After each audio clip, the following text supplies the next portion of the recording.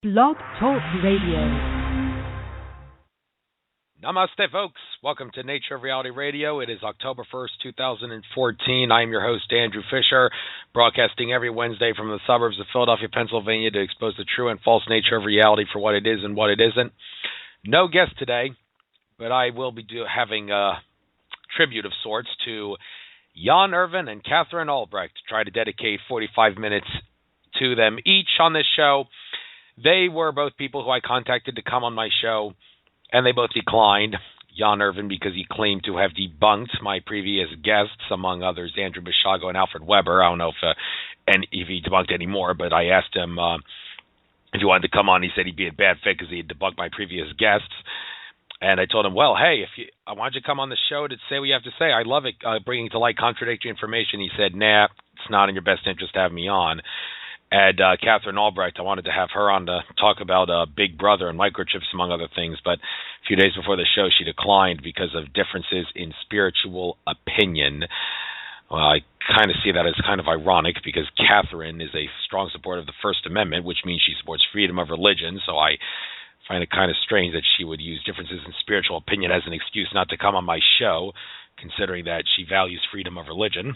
Well, whatever. She is a devout Christian. Yes, I have to respect her for her religious faith, and I am a metaphysical man of sorts. And I have always talked about how religions were designed as Illuminati brainwashing, and the religious characters, they probably did exist. Well, in some cases they did exist, but their stories have been twisted, such as the case with Jesus, who, according to Andrew Bartzis, Akashic Records reader, was a spiritual being, but his story has been twisted. And I don't know what Katherine have to say about that specifically, but she declined because of differences in spiritual opinion. But I've decided to have her, to have tribute to her on my show tonight, to talk about the work she's done with Big Brother, and specifically Microchips. And there's a chapter from a book that she co-authored that I'll be reading from, which you can find on her site, KatherineAlbrecht.com, and Irvin, his site, GnosticMedia.com, GNOSTIC media.com is his site. There's also a site, Trivium Education, which I will be using, triviumeducation.com, which I will be using for this show as a guide, as likewise with Katherine's co-authored chapter in her book.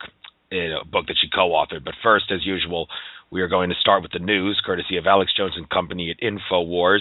I might spend a little bit more time on this because, well, I need to make sure I get 2 hours in, so I might spend 15 minutes on the news instead of the usual 7 or so that I spend whenever I have a guest on. But I really don't know how it's going to be possible now because I'm looking at the featured stories here. It's all about Ebola.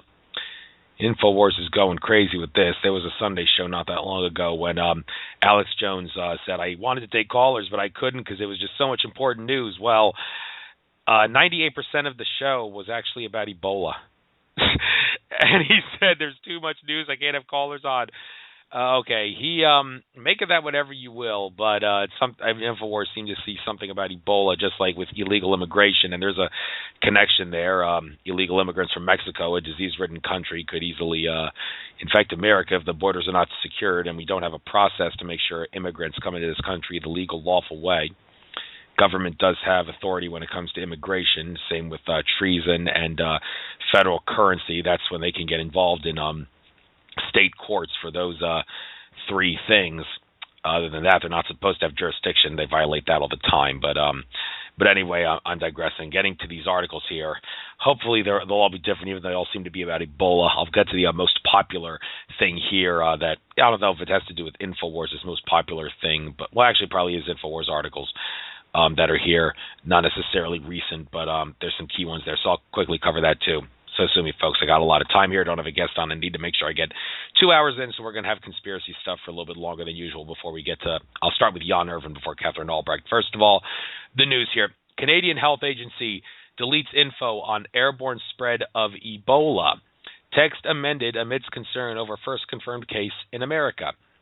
Yeah, first confirmed case in America, in Texas, and now the Canadian Health Agency deletes the info on how Ebola is airborne, more airborne than it used to be. And well, I was listening to an interview that Alfred Webre of Exopolitics TV, who, like I said, was a guest on my show, that young Irvin claimed to debunk. He did with Peter Kling, one of his frequent guests, and he did mention in there that the evidence shows Ebola was created as a biological weapon in a lab, just like the AIDS virus. I can certainly believe that. But anyway, next article, flashback. World Health Organization rejects Ebola travel plan. UN organization downplays risk of Ebola spreading via air travel. Well, of course, the UN would downplay because the UN wants to eugenicize the world and depopulate it. Well, many of the Illuminati factions do. Some of them don't. There are some that would rather microchip all of us. Ties in with the work of Katherine Albrecht. And take away the free will of humanity and use this as a cosmic war machine, a galactic empire of sorts. And it's part of their plan to colonize space in evil ways. And their best interest would not be to depopulate humanity if they had the opportunity to just microchip us and use this as a war machine. But there are factions that do want to kill off humanity, and now they will probably use Ebola to do that if they have the opportunity, and they are going to downplay the risk of it to make sure people get sick. How sick? Next article. Center for Disease Control and Texas officials allow Ebola to spread in Dallas. Officialdom will not quarantine people who come in contact with Ebola patient. Oh, boy. Yeah, you trying to get us sick? Apparently, yes. Some evil forces are. Next article. Ebola case in Texas validates concerns over open border. I was mentioning this earlier. Concerns that virus could enter U.S. proven valid. Yes, we do not live in a matrix where everything is all love-filled and love-based. In this matrix, it's not so easy to not get sick, and as such, we kind of need to secure borders. I mean, I've been talking on my show about how it would be great if we could just have a society where people could cross the borders of nations on public lands, the borders of nations, I say, not just states, but nations, and sail into the ports on public waterways and public ports and such with our own privately owned boats and ships into ports, and there would be no process, no checkpoints, no paperwork, passport, or anything like that. And everybody could just be free to go from country to country with no government permission or paperwork filing. But alas, that is not possible in this matrix where fear is unavoidable and getting all new agey about things will come back to bite you. Mark Passio's 7-hour presentation, New Age. I don't know exactly what it's called, but it shows the deception of the New Age deception and suppression of the sacred masculine. That's one thing the New Age movement is supposed to do, make us all feminine energy-like while suppressing the sacred masculine in the process.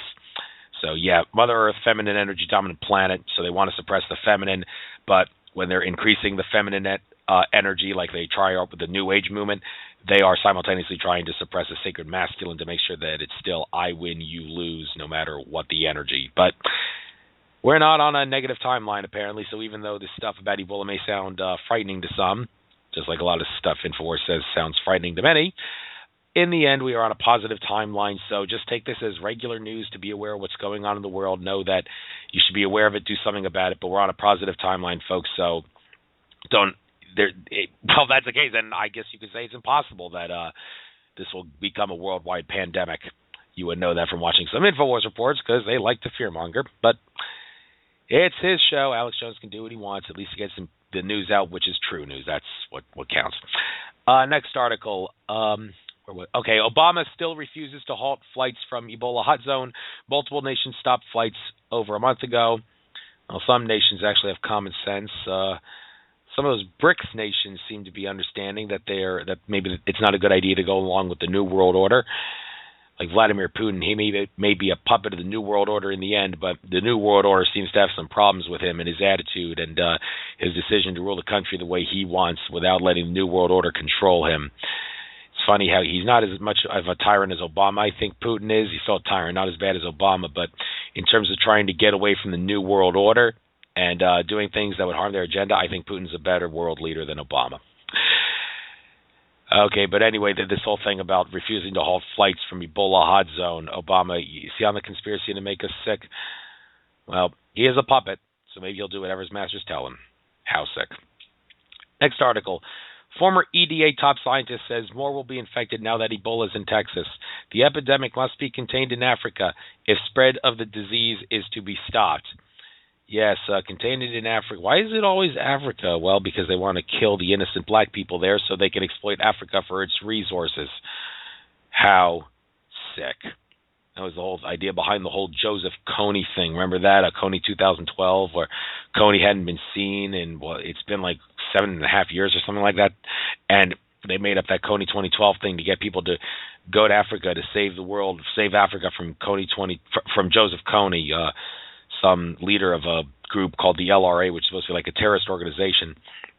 And, well, the whole thing was a plot to just invade Africa to exploit its resources. And many Africans who were fortunate enough to have computers, many Africans don't have computers, but the few that did were making videos saying, Joseph Kony, it hasn't been seen in 7 years, this Kony 2012 is a fraud, they're trying to invade our lands and kill our people, please don't come here. And, well, apparently, I don't think the Kony 2012 worked out too well, and that's good, but this Ebola thing, there are people in Africa that might get sick, and they're going to try to get them sick so they can exploit Africa for its resources. In fact, the United States and China, as Webster Tarpley and among others have talked about, is in a war over Africa's resources. China and America, both controlled by the globalists. China's supposed to be communist, but it acts capitalist. It's communist in name only. But America, it's capitalist in name only, but it's communist. And, well, the globalists are more allied with China than they are with America because the Chinese communist system of suppressing the people is what they really want to get for the rest of the world. So they look up to China as a model. But America and China, we rely on so much from an economic standpoint, but yet we're at war in Africa. It's kind of ironic. And, well, they want to exploit it for its resources, and they'll use Ebola to do that in Texas, and in Africa. And we must not let them do that. And for that matter, since I mentioned Texas, let's make sure it stays in Texas if we can. It doesn't get people sick now that that's where Ebola is in America. All right, next article. Official. Another possible Ebola case in Dallas. Another case, Dallas. That's where it was. That's a city. And another patient feared that. Well, they apparently let the guy who had Ebola walk around for a bit, and while he was sick, and it's airborne now, so some more people could be getting sick. Let's try to contain this. And folks, I'm just going to say right now, let's ask our guardian angels and spirit guides. Maybe, I'll probably do it. I'll definitely, you know what? I'll definitely do it. I shouldn't say probably. I'll definitely ask my guardian angels and spirit guides tonight before I go to sleep to make sure that they keep the Ebola virus to a minimum. And I guess the more people that do it, the more of our guardian angels and spirit guides will come in to make sure that thing doesn't spread. So, ask and we shall receive. They love us unconditionally. They will help us in this regard if we ask. And if I forget to do it tonight, shame on me. But, folks, it's just a suggestion. Do that. They'll come to our help and keep this disease at a minimum. One more article, and I said this is the last article here on the featured stories. It's about Ebola again. Patient zero in the Pentagon's Ebola vaccine. Will arrival of Ebola in America result in mass vaccination? Oh, yeah, save the most important thing for last, maybe. Vaccines, they are toxic. Just listen to my interview with Leslie Manukian that I did back, not in the not-too-distant past. Talked all about it. And this whole thing about vaccines being used to make us better and keep us from getting sick, it's all a scam. It's designed to poison us, kill us, and make us autistic, which is autism has jumped to a huge rate now because of this, because of vaccinations, and now they're going to try to spread Ebola to get people vaccinated with the Ebola vaccine, which is going to be really toxic, guaranteed. So stay away from vaccines. All right, so I'm going to get to some most popular stories. And, this one. Folks, this is important. I'm glad I get a chance here to point this out. FBI says no one killed at Sandy Hook. I repeat, FBI, a part of the government, says no one killed at Sandy Hook. I remember seeing this story in InfoWars Nightly News. Jakari Jackson was the reporter that night. Talked about how in the FBI's statistics for murders in the place where Newtown was, where Sandy Hook was in Newtown, they listed 0 deaths for the time period the attacks happened. So the government has admitted nobody died at Sandy Hook. Wow. Well, the government admitted it, so it's okay for us to say now. One thing that many people that were looking into this subject refused to discuss whether or not anybody died at Sandy Hook because they felt it would discredit the truth movement if they agreed or disagreed on whether or not anyone died at Sandy Hook. Well, now the government has flat out admitted it, and many people wonder, well, what were all those videos we saw? Well, they were not of the shooting. They were of some sort of a staged, either a drill or some staged event. If anybody wants to learn about Sandy Hook, check out the final 20 minutes or so of my interview with Jim Fetzer, where we expose Sandy Hook for the fraud that it is, expose Adam Lanza for, we don't really know what Adam Lanza was, but Social Security Death Index has said he died the day before Sandy Hook happened, so he couldn't have done the attacks. He couldn't have been there unless they dumped his dead body there as part of the ruse, but that's nothing we can prove. But one thing we can say now, no one that killed at Sandy Hook, because if the government says it, it must be true. Okay, moving on. All right, you know what? That's in the Bull article. I'm not going to talk about that one. Next article here. I'm going to shoot him in the penis, says cop before executing camper. Whoa, this is under the most popular thing. A lot of... Yeah. Okay. Just goes to show you how sick some cops are.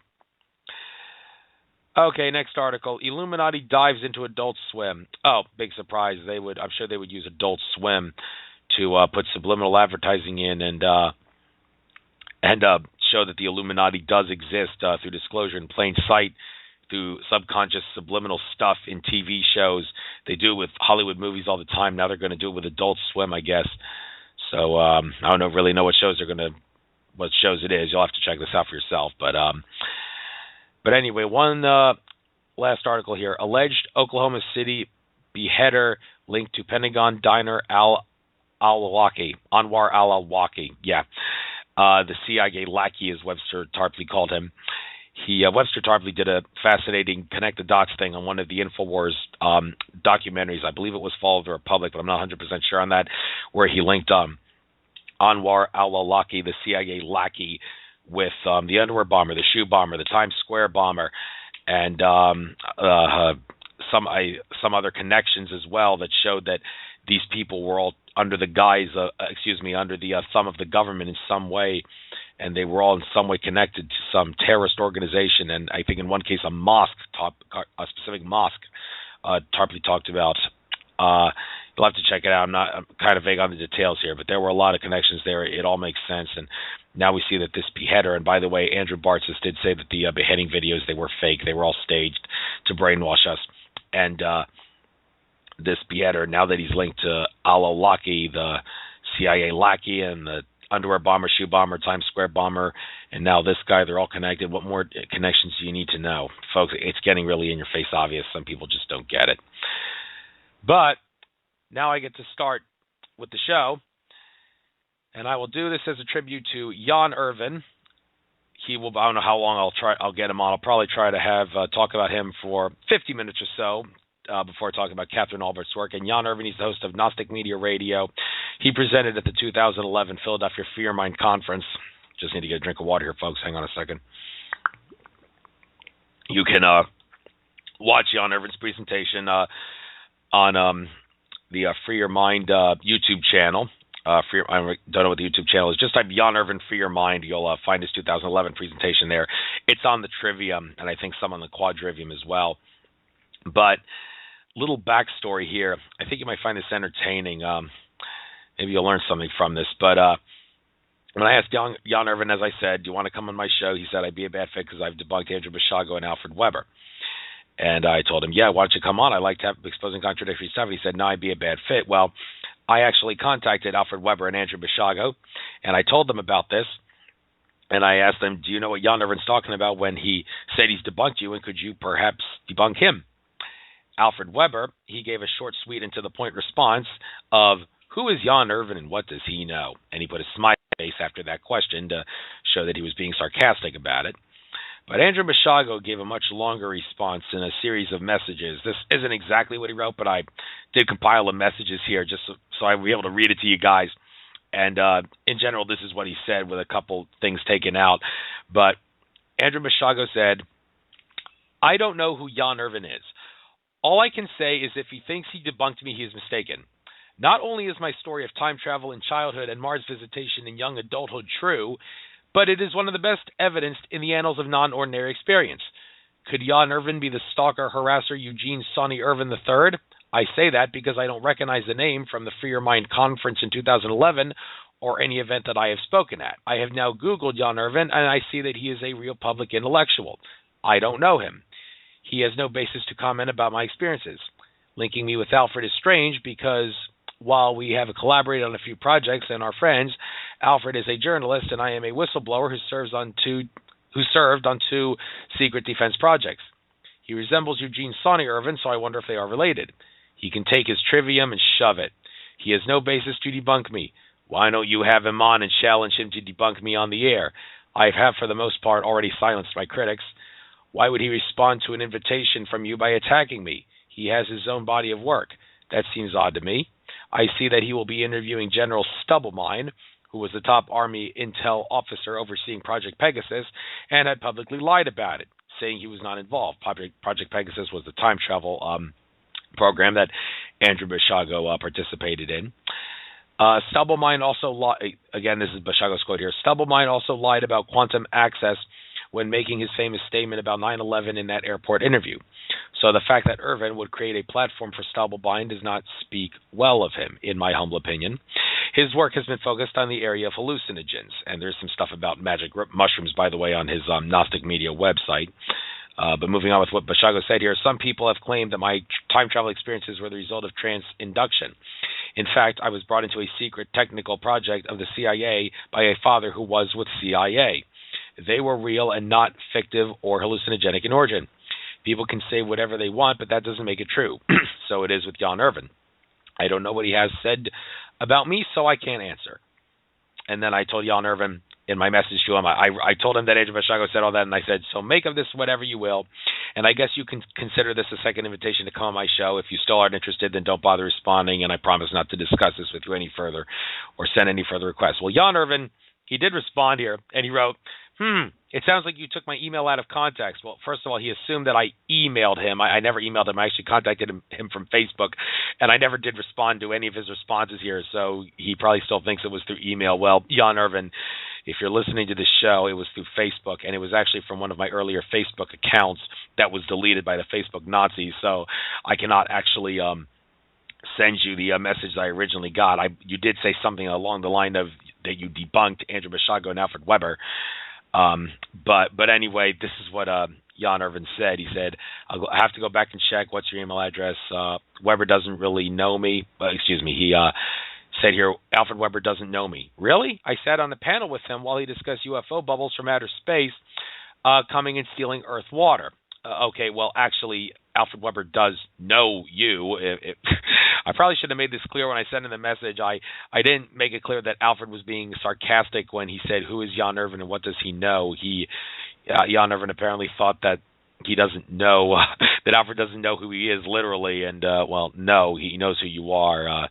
Sorry I didn't make this clear, Jan. But anyway, Jan said, I have no emails from an Andrew Fisher. Anyway, you're into the new age. They sell it. It's all good. And Webre is a JD, a lawyer, not to mention a Fulbright scholar, and doesn't understand the onus of proof. Yeah, sorry, don't see your name at all, but maybe if you want to understand how things are true or false, study some logic. And then he provided a link to the Trivium education website with an interview with Charlotte Iserby. And he said he did some search through his emails, and there is no Andrew Fisher there. Well, again, Jan, I Facebooked you. He wrote about some things involving Alfred Webre here, making it clear, I know who Alfred Webre is. I know. I'm sorry, Jan, I made you do all this work because I didn't make it clear that Alfred was being sarcastic. You actually went through all this research here to talk about who Alfred was because you didn't understand. I guess I owe you an apology for that. But all this stuff, all these links here, and let me get to the part where maybe he has to say, here it is. Alfred Webre went to Yale, and Jan Irvin says, let's see, Yale, yeah. And, well, then there's that little SRI bit. Well, they were MK Ultra, and then there's the Mars stuff and the UFOs. Oh, and never mind that little U.S. Department of State bit. Nothing to see here, folks. Move along. Please don't lie and distort my comments, but your comments are totally baffling since there's no history of messages to you nor to your show. Cheers. And he had to say here, and if you're going to cite my Stubblebine interview, at least discuss will be discussed in the interview. And I'm citing quantum access hilarious. That means nothing. It's appalling to magic. I think Basiago was on the same panel as Webre. Hilarious. But yeah, you're a grand distorter of facts here for sure. It looks like you set up a total 100% straw man of anything I said. No, Jan Irvin, that was not my intention here, which is nothing about Basiago if I mentioned Webre at all, but a journalist. Hilarious. The difference between me and MK Ultra boys you promote is that I actually provide primary citations to verify my sources. Quantum access, yeah, sure. And why was Stubblebine on my show? To discuss Huxley's involvement with MK Ultra. By the way, psychedelic drugs are really suggestogens. They cause hypersuggestibility. Well, I can't argue with that. mind control is your specialty, Jan. I have no doubt that you know what you're talking about there. And it would be nice to find the first invite so that I may read the exact quote of what I sent you. I'll decide after the fact. But interesting how they spun all of the above. He thinks it's a joke that Alfred Webre is a journalist, and he says Yale and Harvard are where the intel boys are trained. Oh, come on. Don't assume that just because Alfred went to Yale that he's under mind control was brainwashed. Well, I'm sure he was brainwashed because he was going to a college that was designed to brainwash people. But the fact that he went to Yale shows he is extremely bright in many ways, and you can tell by his show that he is, and my interview with him that he is. But Jan Irvin finished the thing here by saying, "Proof Basiago and Webre know who I am. They're on one side of the table. I'm on the other." That was the gathering of the minds at the For Your Mind 2011 conference. But anyway, I've babbled about this long enough. Let me get to Jan Irvin's site here, triviumeducation.com, so I can start talking about the important stuff that exposes the true nature of reality from a trivium logic perspective, I guess. Hang on, I just need a drink of water here. By the way, folks, if you want to call in, you're more than welcome to 646-478-4747. Again, that's 646-478-4747. That will be a show call-in number. Call in any time. I don't know how often I'm going to be able to check the caller board here because I'm going to be reading off the screen about the Trivium. But feel free to call in and talk about anything that's on your mind.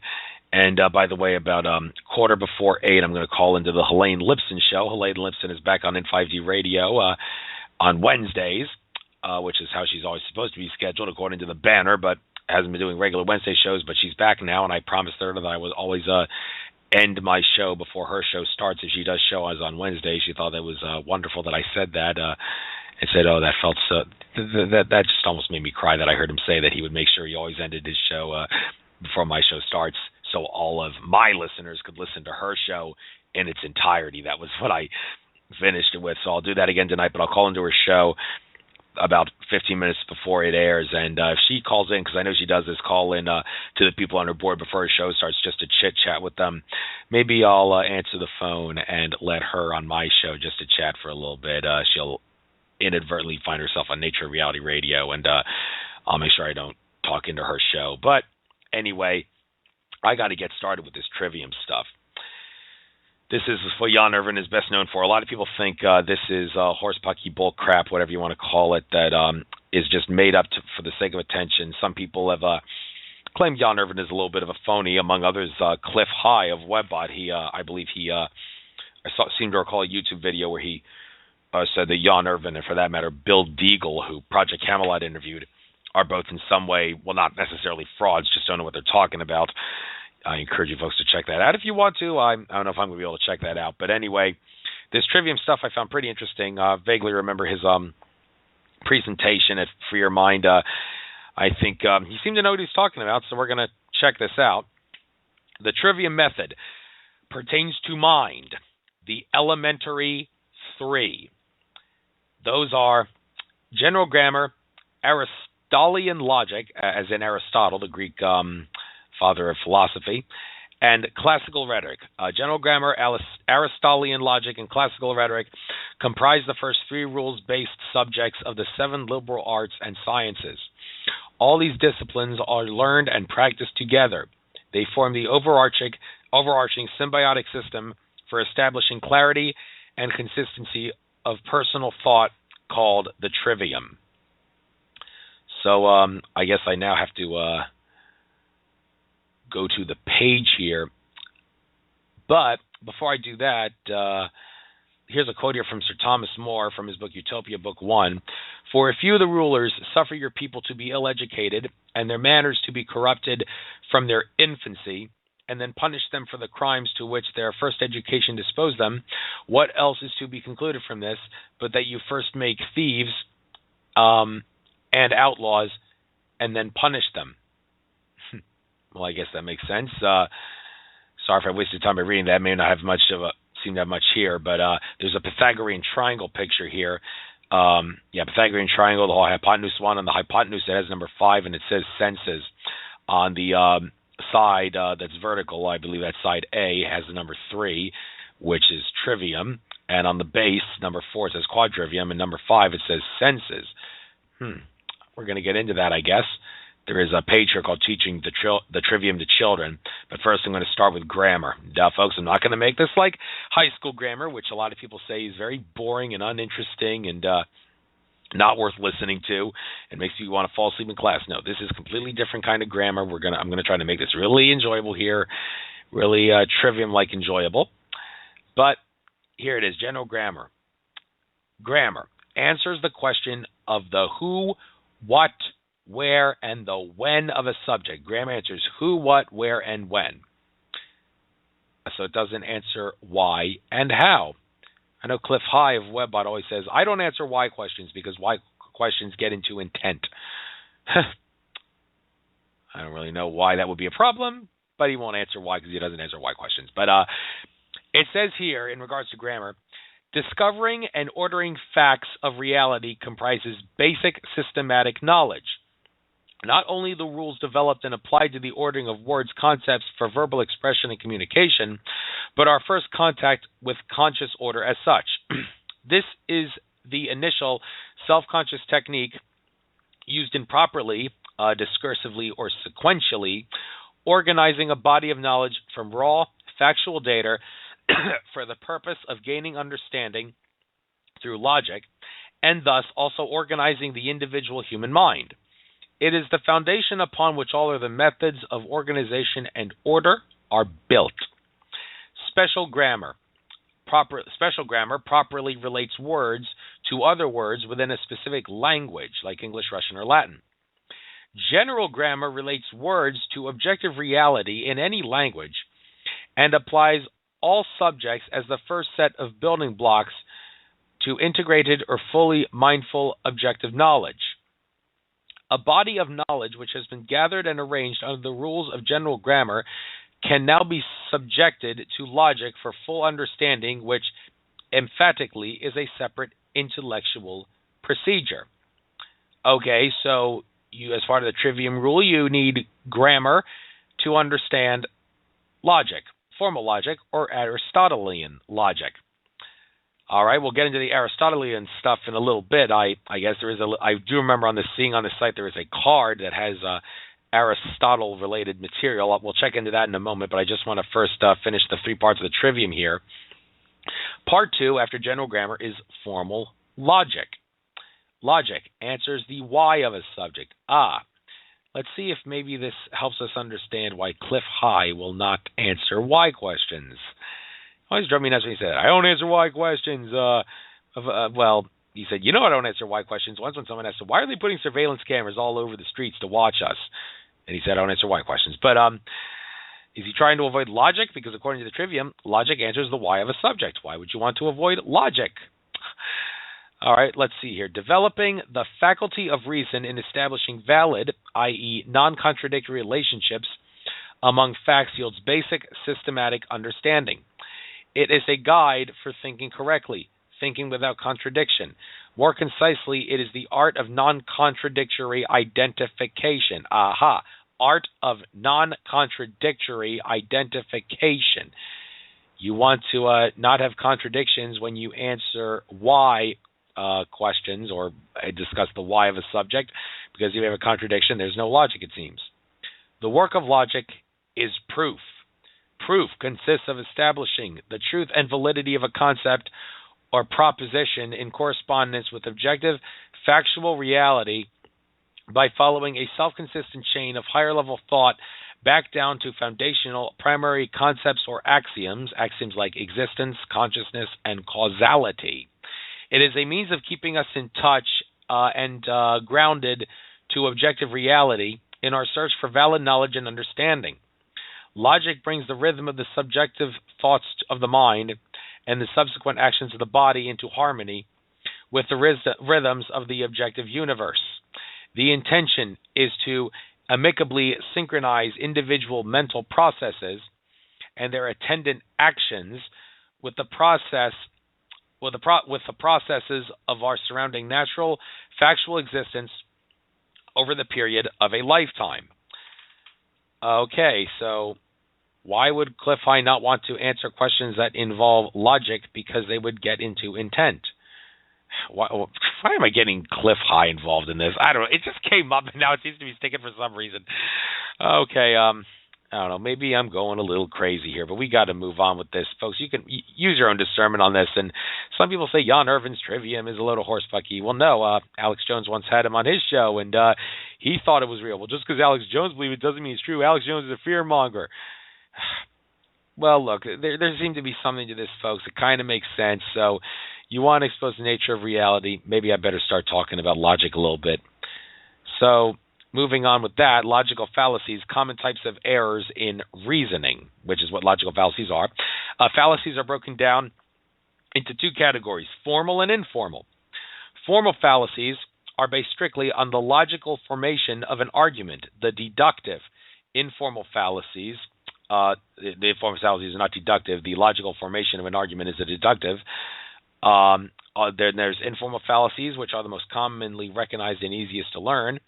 Taking into account the non-logical context of an argument, the inductive, they are false for epistemological, dialectical, or pragmatic reasons, and typically fall under three categories: relevance, presumption, and ambiguity. The first formation of logical fallacies comes to us from Sir Arthur Aquinas and the Scholastics. I don't really have time to go into that subject here because I got to move on to the next thing here involving the trivium, which is the rhetoric. So you start with general grammar, then you move on to formal logic, then classical rhetoric. The rhetoric provides the how of a subject, the how. So the grammar, who, what, when, where. Logic is why, classical rhetoric is how. Rhetoric is applying knowledge and understanding expressively comprises wisdom, or in other words, it is systematically usable knowledge and understanding. Rhetoric is systematically usable knowledge and understanding. To explore and find the proper choice of methods for cogently expressing the conclusions of grammar and logic on a subject in writing and or oral argumentation, the oratory. The enunciation of those conclusions is called a statement of rationale. The set of instructions deduced from the rationale for the purpose of application of those conclusions in the real world is called a statement of protocols. So, the how. I'm willing to answer how. I'm willing to answer stuff involving grammar, but not willing to answer why stuff involving logic. Cliff High, sorry I got you involved in this. It just seemed to make for an entertaining conversation here. But let me see if no callers. Don't really expect to get any callers. And by the way, folks, I do need to digress for a moment here. I probably should have mentioned this at the show start, but since it just came to mind, I'll get it now so I don't forget about it. Facebook has censored me again. I can't post anything on the Nature of Reality Radio Facebook group. I don't even have a Nature of Reality website. Maybe I'll make one someday, but right now I just archive my shows on Planet Infowars on the Nature of Reality Radio group. There's also a Nature of Reality Radio group on Patriot Facebook where I archive my shows there, upload all my shows to YouTube. Well, as far as Facebook goes, I may have to make another account because I can't put this show on the group page because the Facebook Nazis have gone crazy. They said I've been banned from groups until yesterday at 8:15 from posting and joining groups. And that ban was lifted, but I can't. Whenever I try to post or join the group, it says your action has been blocked. If you think there is a problem, let us know. And I think Facebook and maybe the NSA too is keeping a close eye on me because I've gone ballistic with some of the things I do on Facebook, not just posting my radio show on groups to make sure not to advertise my show and promote my show. It's to make sure the information in the show gets out. Well, that's what all radio hosts say. No. Folks, I want to get this info out to wake people up. And posting on a lot of Facebook groups is the way to go, but now they've censored me from doing that and violated their agreement to let me come on. And I also, of course, have been spreading that video, Secrets Police Don't Want You to Know, on the Alex Jones channel, where Eddie Craig, who I had as a guest on my show, exposes the traffic ticket scam and how to utilize your rights when confronting police and also in the courtroom. How to cross-examine. I definitely recommend you watch that. I'm on a crusade to get it out to the rest of the world, but I've posted that like crazy, and now Facebook doesn't seem to like that, so looks like I'll make another account. And, glad I just got that out to make sure my listeners know that I'm still around. Can't post on the groups, but on Facebook. Can't use Facebook to get into the Matrix to beat the Matrix, but hey, I'll stick around and make another account, and hopefully I'll be able to join the group and add myself to the group under another account and keep putting the shows there. But all right, I got to get back to the Trivium stuff. I'm sorry I digressed about that. But the next thing it says here is teaching the Trivium to children. It is important that parents familiarize themselves with the seven liberal arts and sciences, especially the Trivium, before their children are introduced at age 5 or 6 to the current Western primary and secondary schooling paradigm. The Trivium comprises the first three of the liberating arts, which have to do with letter, qualities, and mind. The subjects of the Quadrivium, the second four of the liberating arts and sciences, having to do with number, quantities, and matter. Oh, well, for that matter, I got to get to that article, folks. I'm going to start talking about the Quadrivium before I get back to this teaching the Trivium to children, folks. But it says here, these subjects are more properly and thoroughly addressed as the pupil reaches the teenage years. Just need to get some water, folks. Hang on a second. Text message on my phone. I'll answer that later. But I got to start talking about the Quadrivium for a moment here, folks, before I get to this article. It's not very long in this regard. It just talks about the four parts of the Quadrivium: arithmetic, geometry, music, and astronomy. The Quadrivium, which pertains to matter and quantity, the advanced four. Arithmetic, number in itself, which is a pure abstraction, that is outside of space and time. Yes, a number is an abstraction. Even Alex Jones has talked about how the schools are saying 2 + 2 = 5 and teaching us that, well, the schools are teaching us that 2 + 2 = 5 and 2 + 2 can be whatever you want to be. They're trying to brainwash us and such. But arithmetic, numbers, it is a, and by the way, this is according to George Kavaslis. He talked about this in his Sydney Equinox presentation. I believe it was in March 2011 when he gave that presentation. Have it on DVD. You can buy it off his site. He had talked about how math, numbers, is just a construct of the universe, but it doesn't have to be the only construct. It's just a language, a language we use to construct the universe, but it doesn't have to be the only correct one. It's just that it fits the way we've done it, and it works out. And it works out because our consciousnness tells us that it works out. And arithmetic is a very basic form of that. The numbers in and of itself, and again, it is a pure abstraction, as George Kavaslis made it clear. It is outside of space and time. I guess that makes sense. Yeah, it does make sense. It's just an abstraction, so it's just the way of giving language to space and time, even though it is outside of space and time, if that makes sense. But the next thing here is geometry. Numbers in space. Aha, now we're getting to inside space and time. And moving on to that, it says music or harmonic theory. Numbers in time. So geometry is numbers in space, and music or harmonic theory is numbers in time.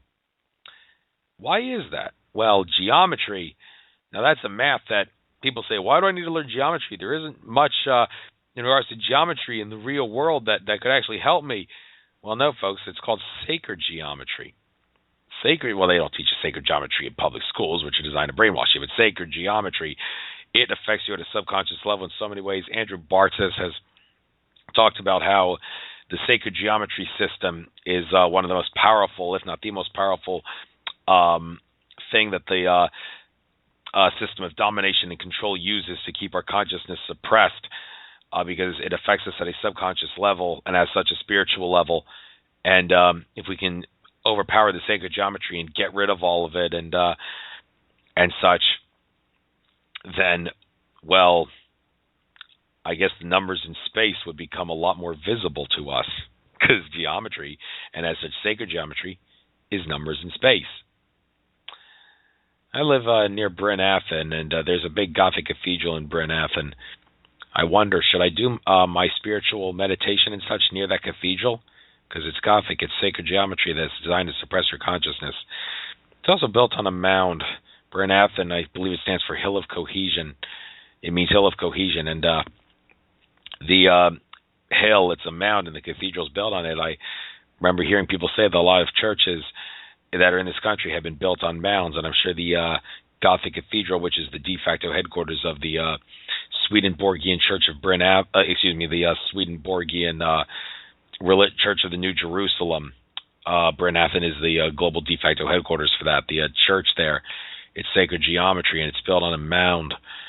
So the people of Bryn Athyn, it's a nature lover's paradise, and the people in this community are so loving with nature and such. But I guess the cathedral suppresses their consciousness to some extent. And Swedenborg, I've never been in a religious sermon in the Bryn Athyn Cathedral, but I don't know what that religion is really, what it really teaches. I know a few things about it from my days living up in this area. It's come up in conversation, like it doesn't use crosses and all, like the Jesus cross. It has its own symbols and such. I don't want to digress on that, but my point is, even like a strong nature lover's paradise like Bryn Athyn, near where I live, if you have something like a Gothic cathedral that suppresses your consciousness, then you might have a few problems. But with all due respect to the people of Bryn Athyn, you're entitled to your religion. Just understand that Gothic cathedrals have sacred geometry.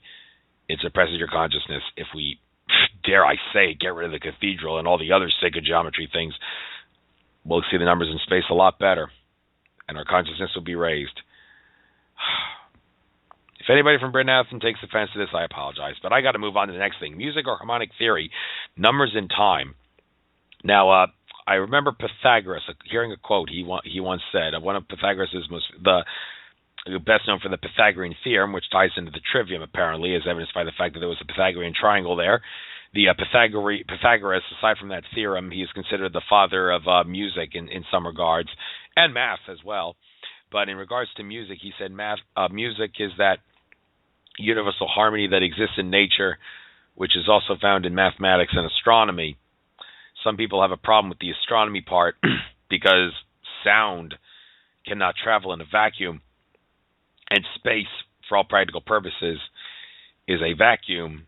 Well, there's a lot of stuff about astronomy that we don't know, a lot of things that are concealed from us, like how every planet has its own consciousness filtering system, which allows for life to exist on it regardless of the planet's size, location, and the type of star it orbits. Not to mention stars are not powered by nuclear fusion. They aren't powered by nuclear fusion. I repeat that. They are powered by a universal web of electromagnetic energy, and that's why the corona is so much hotter than the sun.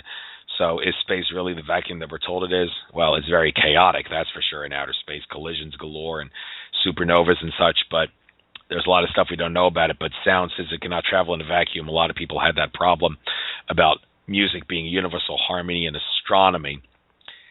But who says music has to be sound? It could be harmonic theory, harmony. It's all...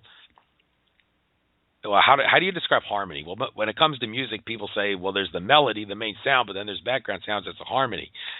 It's not really part of the main thing, but it lives in conjunction with the main thing, in that case, the main thing being the melody, or whatever's going on in the world for that matter, and exists with whatever's going on in a way that does not cause any problems. Like on my interview with Winston Stroud, he said a derivative is anything other than zero. Zero being the harmony that exists in nature when everything is perfect, everything, well, maybe not perfect, but see, I'm having trouble discussing this. It's such a complicated concept for some reason. And when there's a derivative, it shows that something is not in harmony, something is out of balance in some way. But how do you describe balance? Well, there should not be more money in the system than there are assets to back up the money, I guess is the derivative sense. But when stuff is in harmony, that's not a problem. And numbers in time, harmonic theory is numbers in time. Well, that gets into the whole aspect of how music is not necessarily a space issue, but a time issue. So maybe that might explain why the issue of sound traveling in a vacuum in space, is, well, I don't know. I guess this does kind of make sense now. Geometry, numbers in space. Music is numbers in time because it can't be in space because space is a vacuum. Well, outer space anyway. But when you have in time, it's a completely different issue because music, for some reason, can travel through time. I'd like to look into this. Music traveling through time. Sounds like a very interesting concept to get into. But I was mentioning astronomy. That's number 7. Number 4 on the quadrivium. but number 7 in the Trivium Quadrivium connection. Numbers in space and time. Oh, my God. I didn't even look down. If I had looked down the screen, I wouldn't have been babbling away about all this. I would have found the link right here. Astronomy is numbers in space and time. So music is numbers in time. So there is music in astronomy. So there's people that say the sound cannot travel in a vacuum, are very left-brained and closed-minded, and don't know what they're talking about, apparently. And when it comes to astronomy, you're talking about number, geometry, harmonics, and cosmology. So number 4 on the quadrivium, astronomy is broken down into number, geometry, harmonics, and cosmology. So that's the arithmetic, the geometry, music, art, harmonic theory, and astronomy. You connect it to cosmology, but at the same time, you're able to combine everything. So I guess astronomy, what they're trying to say is that's the cream of the crop among the quadrivium. I can understand why a lot of people would have a problem with this quadrivium stuff, this trivium stuff, because someone would say, well, no, astronomy, that's so third dimensional. You know, space is so much more than what we're told it is. There's other dimensions and such. Well, considered part of astronomy. Well, according to the trivium thing, maybe there is a problem with that. But one thing I do want to talk about here for just a brief moment before I get back to the children's guide to the trivium.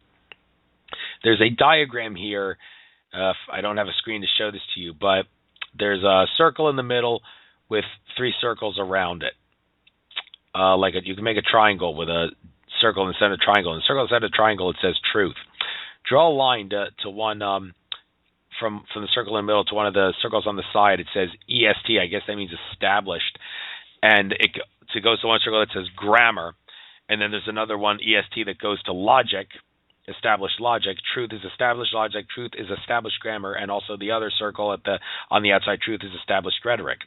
But when you go to grammar to rhetoric, the circle there, it says non-established. From rhetoric to logic, it says non-established. And from logic to grammar, it says non-established. So you have to start from the truth. What is the truth?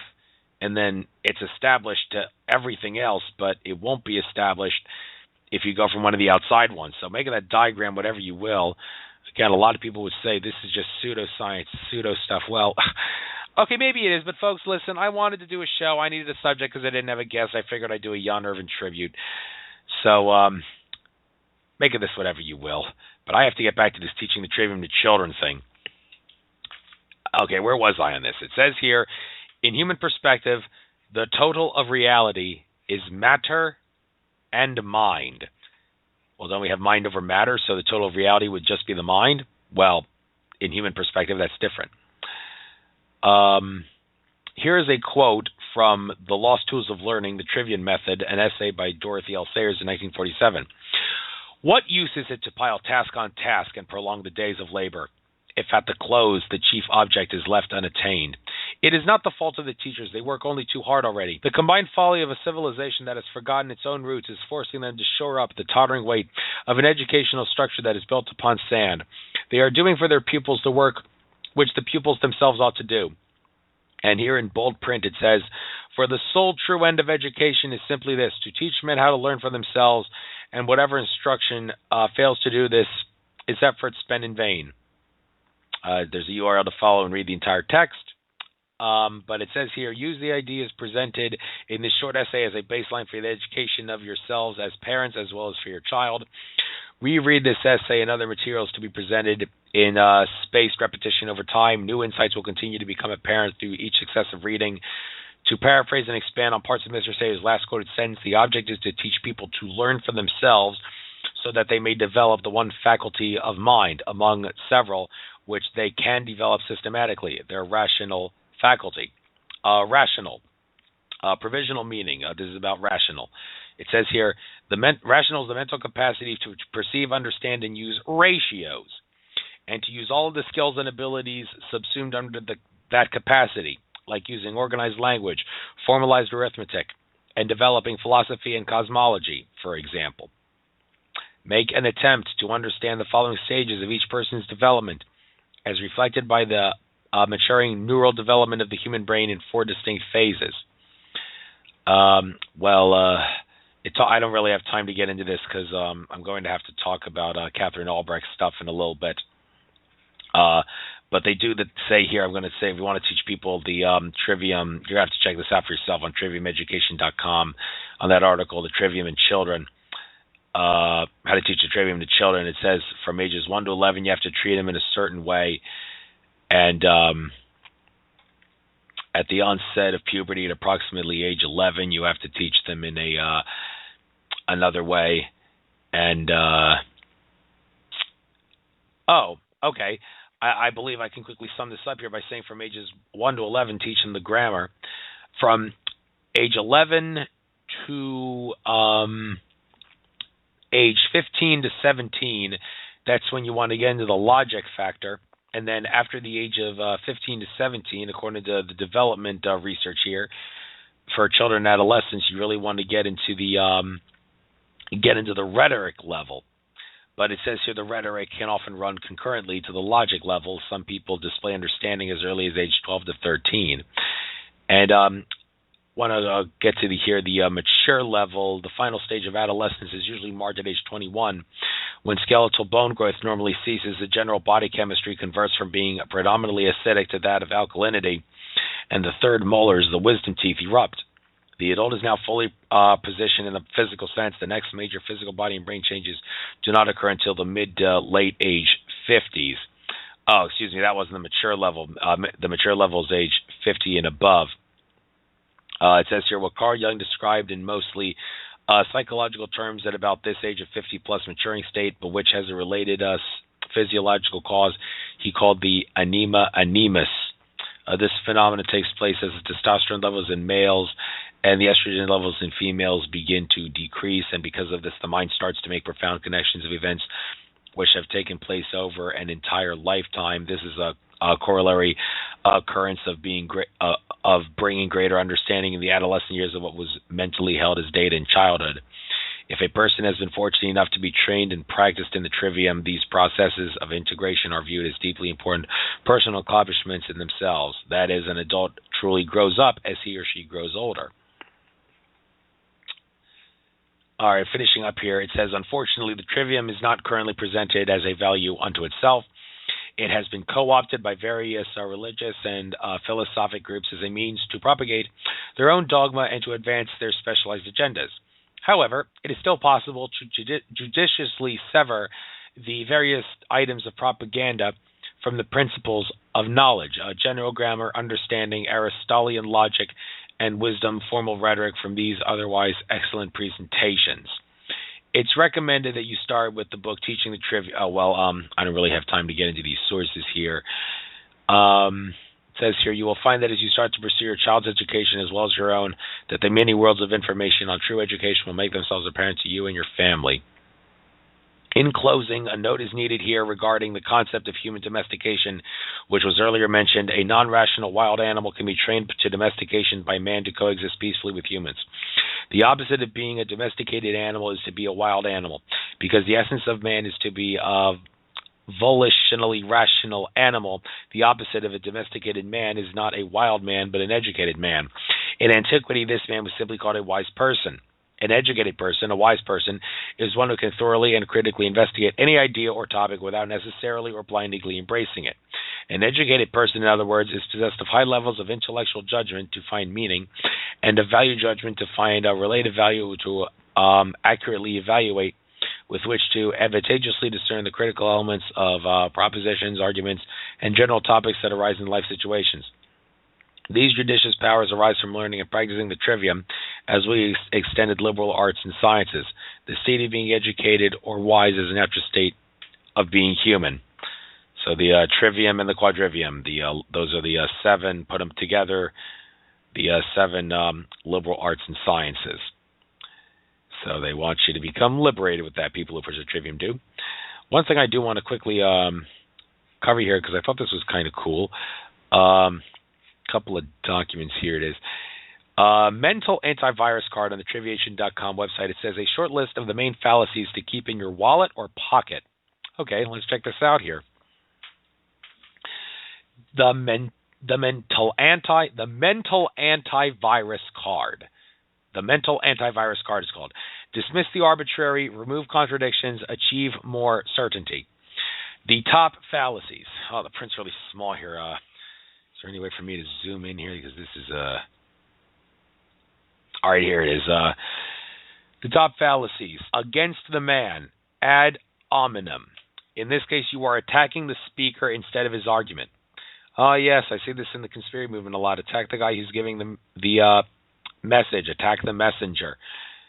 That's one way of knowing that someone is trying to discredit the truth movement, I guess.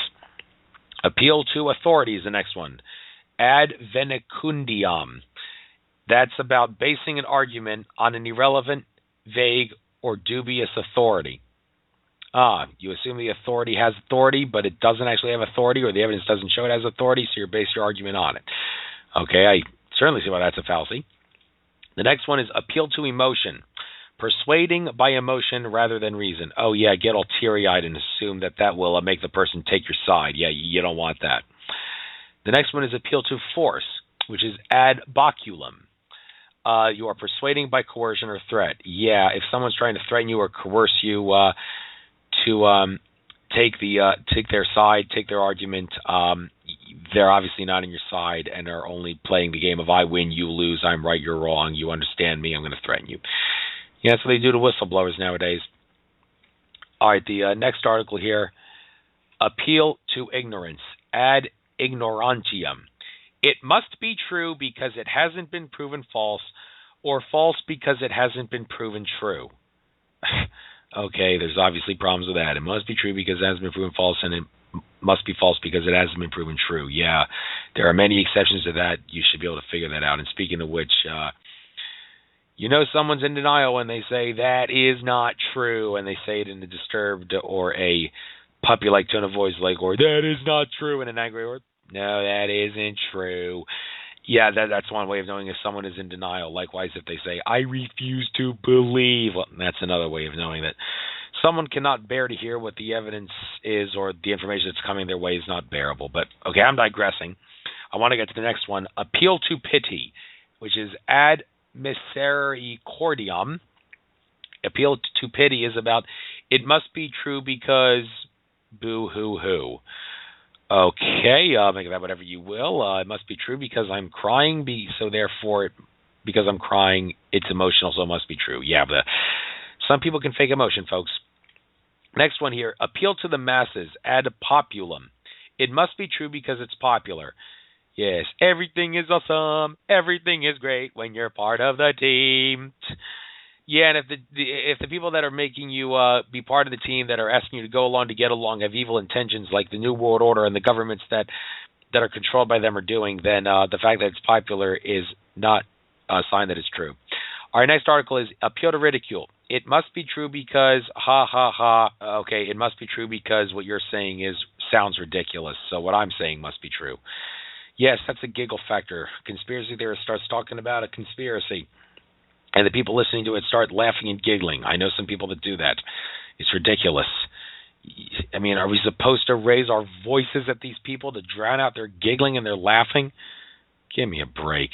Some people just don't want to know the truth, so they resort to sick, despicable, stupid ways of dealing with it by giggling when people try to tell them about it. Our next article, appeal to tradition. It must be true because we've always done it that way.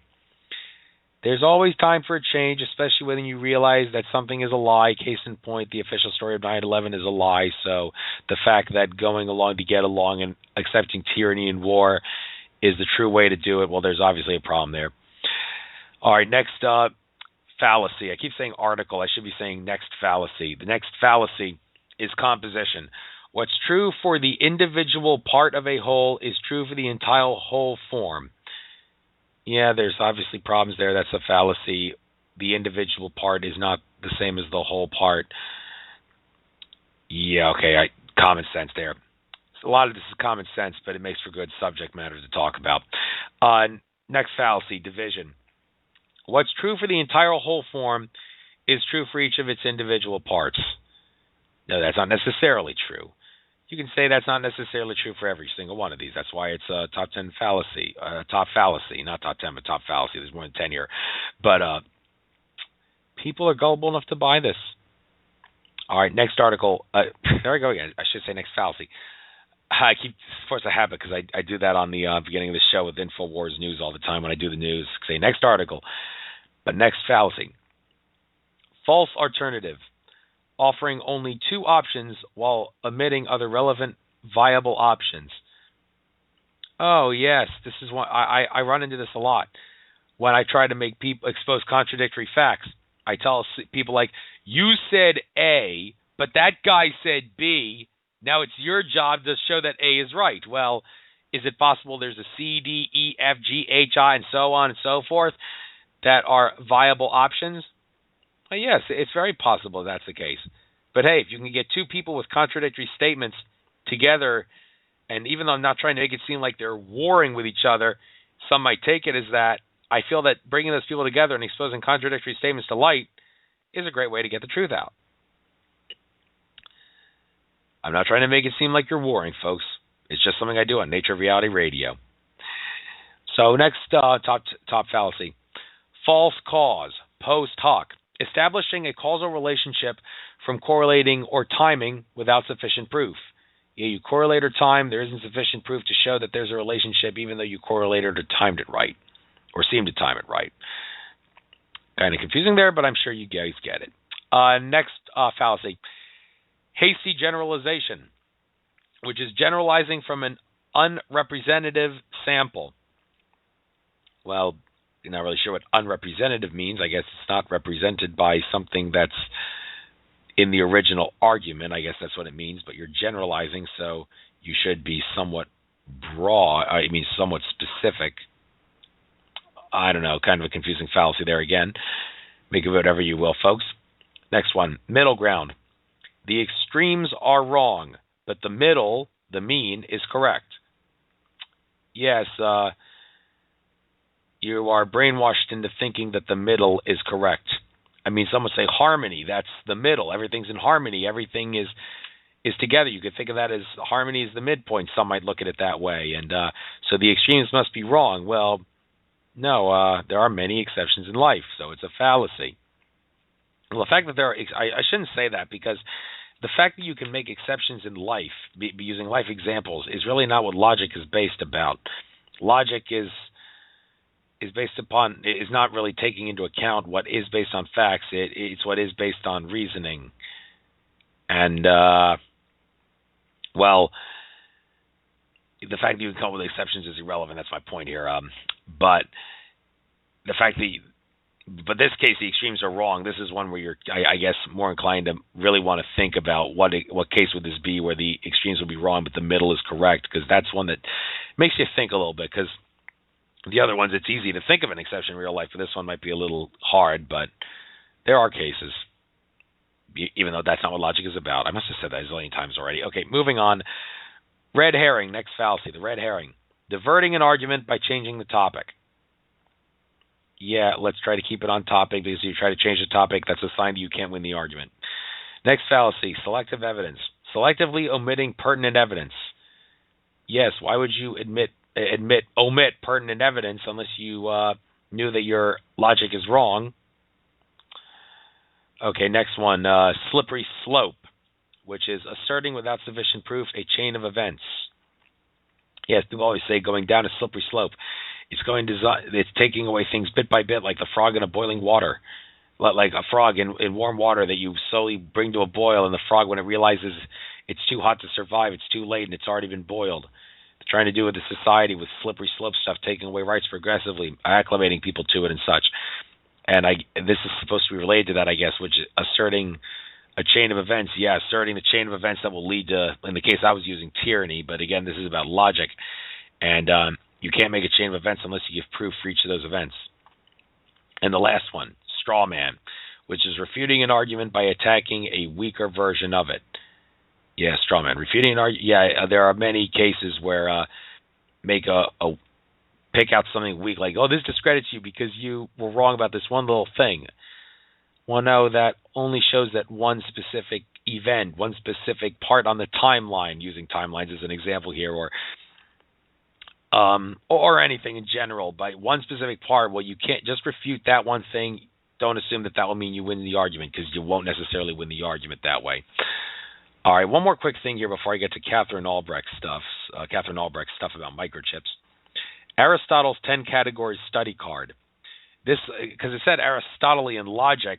It only said that one time on this website. I wonder why they omitted it on the other parts. But it says here, Aristotle's 10 categories of being in 3 subcategories.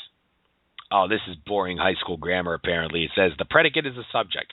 The substance, Sam is a human being. The substance, the statement, Sam is a human being. That's the predicate, I guess. The predicate exists in the subject. Absolutely. The quantity, Sam is tall. Matter. The quantity is the matter. The quality, Sam is intelligent, as an example here, is the form. Quality is matter. Quantity is matter. Quantity is matter. Quality is form. The statement, Sam is tall, that's quantity, that's matter. The statement, Sam is intelligent, is quality, that's form. And relatively is the relation. Sam is my friend. Yes, common sense there. Quickly going to cover this. The predicate exists intrinsic to the subject. The action, Sam is eating, the principle of action. Then there's the passion. Oh, this is not something they teach you in high school grammar. Passion, Sam is injured, the terminus of action. Injured. Injury. I feel pain, so that's a passion because I feel. Okay, maybe that's not how it works. I'm just making that up here. When? Sam is late, the time. Okay, that's common sense, common knowledge. Where? Sam is here, place. The posture, Sam is standing. Order of parts. The posture is the order of parts. And standing is the example here. And the habiliment, Sam is in a costume. The adjacent item. That's habiliment. I don't know if I've ever heard that word before until now. Okay, that's Aristotelian logic for you. That's Trivium stuff. Then that's Jan Irvin related material. That's the tribute to Jan Irvin. That's the end of that segment of the show. By the way, Jan Irvin, I don't have time to get into this. He's done a lot of stuff on mind control. I've heard from some people he's really good at it. Alex Jones, among others, thought he was pretty good at it when he had him on his show once. And I guess that stuff about magic mushrooms, too. He has done a lot of work on that. But I don't really have time to get into that right now. If you'll just give me a moment here, I need to get to Katherine Albrecht's website. Katherine Albrecht used the excuse, I don't want to come on your show because of differences in spiritual opinion. All I really wanted to talk about was Big Brother and the surveillance system and the NSA and all that stuff. So I think the fact that you and me, Katherine, are of different spiritual opinion was quite irrelevant. But seem to think otherwise. So I am now going to do the show. I don't know if I'll be able to do the whole entire show on all this. I'll try to fit it in here. I may have some time left over. But this is the first chapter of the book Spy Chips. It says on the book cover here how major corporations and government plan to track your every move with RFID. Co-authored by Katherine Albrecht. The other co-author is Liz McIntyre. There's a foreword by Bruce Sterling. Maybe if I have time left, I'll check that out. From Wired.com, I believe he's it says here that's where he's from. Chapter 1, Tracking Everything Everywhere, the RFID Threat. Well, actually, before I get into this, I think I should start off by saying that the NSA surveillance system, folks, it not as bad as sacred geometry, which Andrew Bartz said is the real consciousness suppressing thing on planet Earth in many ways, but the NSA surveillance system and all the stuff that goes with it, the microchips and the Gwen Towers 2 is involved with this and such. It's the keystone in many ways that holds the arch of tyranny together in the U.S. government, and so are the NSAs of other countries. A lot of countries have their own version of the NSA, but the NSA is the cream of the crop among tyrannical government spy agencies on planet Earth. And the NSA surveillance system, nothing to do with safety, everything to do with tyranny. Edward Snowden, Thomas Drake, Bill Binney, Russell Tice, J. Kirk Wiebe, Wayne Madsen are some NSA whistleblowers who have exposed, among other things, the fact that the NSA has implanted, is tracking every call, every email, everything you do, cameras, listening devices, and all your appliances. It was actually admitted in the Telecommunications Act of 1996 in small print that wasn't easy to notice, but it says we're spying on everything. And there was a General Petraeus who said in the not-too-distant past, we're spying on you through your dishwasher, and people dismissed it as crazy. And it turned out to be true. And, well, now thanks to Snowden in particular, what was already known has come to light a little bit more. And the NSA and the government will use the excuse, if you have nothing to hide, you have nothing to fear. That excuse to justify spying on everybody does not hold water. Because, first of all, if you have something to hide, if you have something incriminating to hide, then you have the right to keep that incriminating stuff hidden from the government and the people attempting to prosecute until the government or the people attempting to prosecute you show probable cause and a warrant that you are hiding something incriminating. What is probable cause? It means as likely as not. As likely that someone is hiding something incriminating, as likely as it is that they are not hiding something that is incriminating.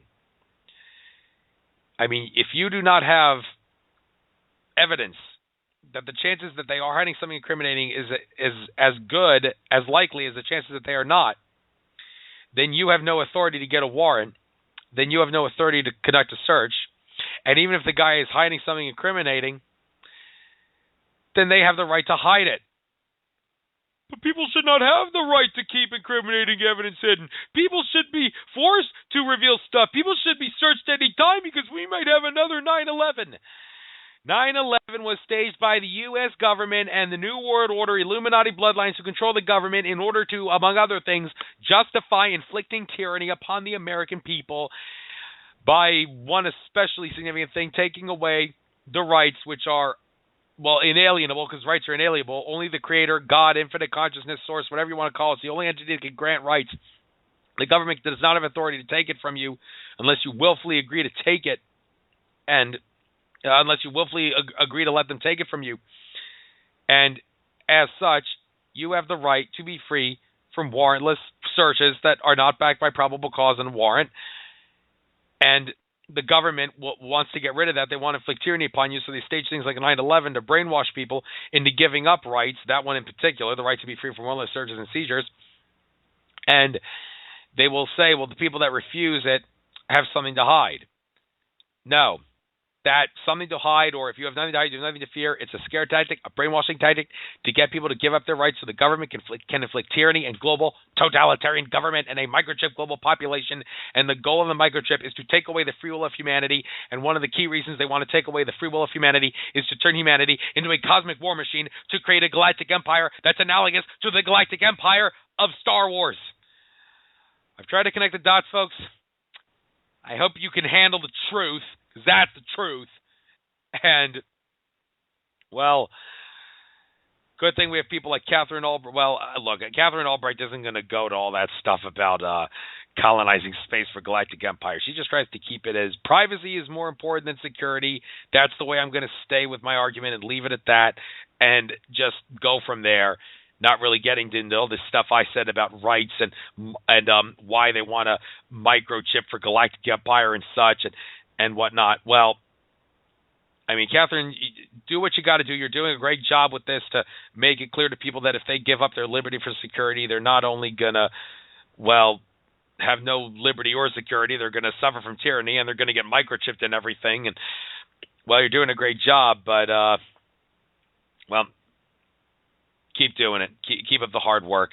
And even though our spiritual opinions may differ, like you said, I'll do whatever I can to expose it because I understand that if we get microchipped, and David Icke was actually told this. David Icke was told by, he's written about this in his books, how someone from the CIA had a patch put on his chest, and it was part of the CIA when they realized he was going to blow the whistle. They on their corruption. I think it was the CIA. They patched him and put his brainwashed his body. Changed the chemistry of his body so that the fluid that was in the patch, if he wasn't fed by that fluid, he would die. And that fluid, if he stepped out of line, the government could shut down his fluid supply from the patch if he didn't do what the government wanted, which would kill him. So he had no choice but to do what the government told him to do and wanted him to do, or he'd be dead. And he explained that to David Icke and told David Icke, if there's one thing humanity must say no to, if you have no choice, say no to the microchip. I mean, of course, if you give up your guns, your Second Amendment right to bear arms, if you give up your rights to own guns, you lose the Second Amendment, you lose everything, because the guns are there to protect all of our other rights from tyrants and government. No guns, our rights are gone, and you'll be microchipped. But if they're by some miracle, which will never happen, but by some miracle, if giving up your guns is the only way to prevent yourself from getting microchipped, then I guess give up your guns. Of course, in real life, if you give up your guns, you will get microchipped. And they are microchipping animals and children in schools to acclimate society to wanting to accept the microchip. Katherine Albrecht has even said in one of her InfoWars interviews that the schools have come out and said that students do not have the same rights in schools as they have when they're not in school. She said schools have the right to act in place of parents, in loco parentis, taking rights from kids. She said the schools have come out and said that. Well, in my interview with Eddie Craig, I discussed that subject, and he said, well, the fact that we are all children of the Creator, and the Creator, Source, Infinite Consciousness, God, whatever you want to call it, is all the same entity, and you can prove through science that that we are infinite consciousness by showing reality is holographic, and changing one small part of the hologram changes the whole rest of society, the whole rest of the hologram, albeit at small levels, but it does change everything nonetheless. So in that sense, you are a sovereign, and you are infinite consciousness. You can change everything. So the fact that we are all infinite consciousness means we all have the same rights. So the moment the child comes out of the mother's womb, it has the same rights as it did right before it passes away as a full-grown senior citizen. But Eddie did make it clear that as part of the development process of a child, their rights can be taken away by the parents, and only the parents, if taking away and restricting those rights is necessary. The totality of the circumstances requires that rights be taken away and suppressed for the development of the child. This implies that parents do have some authority in letting schools take away the rights of kids. The public schools, that is. The private schools are different. When you go to a private school, they can take away your rights. It's different. But public schools, it's government. They're not designed to have the authority. They don't have the authority to take away your rights. But the parents do have some authority to do that, and as such, they have authority to have the school do that. But just because one parent tells the school, I give you permission to take my students' rights, that does not give the school to take away the authority to take away the rights of all the students, unless those student-specific parents say it's okay to do so. However, Katherine has made it clear that the schools have made it very clear to the students and the parents that if they do not, if the student does not give, and the parents do not give the school the authority to take away the rights of the student and search them, microchip them, and everything else, then the student will be expelled, and there could be legal punishment for the parents. Well, that's something the schools don't have authority to do, and that's something that the parents need to be concerned about. It is not in your best interest, all you parents out there, to let the schools take away the rights of your children. Because taking away the rights of children and acclimating the public into thinking it's acceptable is all part of a stepping stone brainwashing tactic, a stepping stone, emphasis on stepping stone, in the microchipping and taking away the rights of everyone on the face of the earth, not just the students. The same is said with the animals. Microchipping animals. Acclimate people to microchip. Soon they will microchip humans. Stepping stone. That's how the plot works. David Icke said one of the things he got ridiculed a lot for was the microchip. And we got ridiculed for a lot of things, reptile aliens and the rest of it. Not that they exist, but that's out of the realm of this story, out of this radio show. The microchips, he said, people seem to have a tough time understanding that for whatever the reason. He always made that graph of what the power elites want: global totalitarian government, world army, world currency, and microchip global population was one of the things. And microchip global population was the thing that people found the most ridiculous on that chart. He also had below that African Union, European Union, North American Union, Asian Union, and below that city, states, and regions, and below that the people. That was the diagram he used. And he was told by that guy from the CIA that had the patch on his chest, if you lose the if the society gets microchipped, they lose everything because the microchip will take away free will. Step out of line. Don't do what the government wants you to do. They'll shut down your microchip. They can shut you down. They can shut down the money because they want an electronic currency. The microchip would have the currency. They can shut that down if you step out of line. But I can go on and on about this. But since I wanted to dedicate this to Katherine Albrecht, I will now, in the final 35 minutes of this show, try to be more specific here and talk about what's in this Chapter 1, Tracking Everything Everywhere, the RFID threat. Imagine a world of no more privacy, where your every purchase is monitored and recorded in a database, and your every belonging is numbered. Where someone many states away or perhaps in another country has a record of everything you have ever bought, of everything you have ever owned, of every item of clothing in your closet, every pair of shoes. What's more, these items can be tracked remotely. Yeah, and actually I do need to digress for a moment. I didn't actually get to the main reasons the NSA has a surveillance system. Well, maybe I did, but I just want to quickly recap here. It's not about safety. It's not about security. That's what they say to make you, to condition you in accepting it. It's about blackmailing people. See what they did in the past. Find something that you can use to discredit them in some way. If they step out of line or try to expose government corruption, you can discredit them by showing what they did in the past. That's blackmail. That's what the NSA is about. It's also about predicting future events, seeing what people do to predict future events. So the New World Order bloodlines, the Illuminati bloodlines, and the tyrants in government can cash in on stock markets and make money off of people's habits. And they'll know what people's habits are and how to make money off that by seeing what they do. And it's also about suppressing the overall consciousness of humanity. It doesn't matter what your religion is, Christian, non-Christian, Jewish, Islam, metaphysical like me, you will act differently if you are surveilled all the time. Our brains apparently were genetically engineered that way by the Anunnaki and the reptile aliens, not only to be paradigmatic, fearful, and stupid, as Mark Matika told me in one of my interviews with them, but also we were genetically engineered to act differently and feel suppressed if we were watched all the time. I mean, there's a lot of animals out there you look and you can watch, like black bears, for example. Black bears, people are afraid of black bears. They don't have to be. Grizzly bears are different and polar bears are different. But black bears, you can watch black bears eat berries in the wild. They'll keep eating berries even when you're not from them, and they won't attack you. I was when I was young, a kid, walking with my grandparents on the Appalachian Trail. We saw a black bear.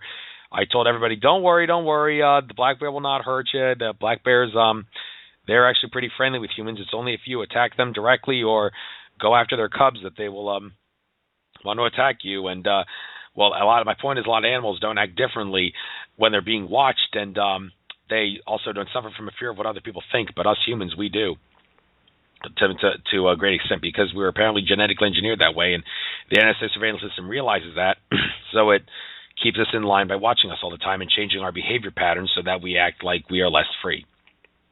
But moving on with the article here, once your every possession is recorded on a database and can be tracked, you can also be tracked and monitored remotely through the things you wear, carry, and interact with every day. Oh, yeah, some clothes have the ability to have chips in them. I believe every passport now has a microchip, an RFID chip in it.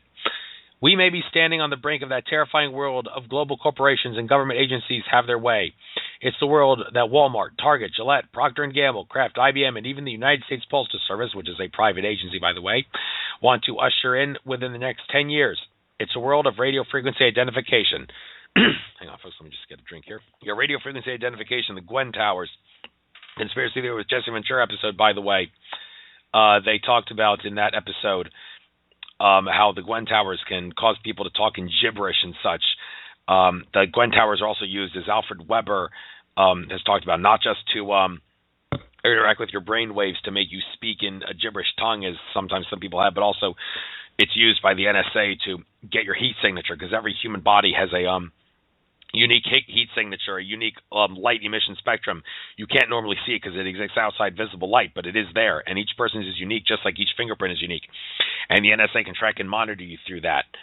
And that's worth pointing out in regards to radio frequency identification, because the Gwen Towers are involved with that.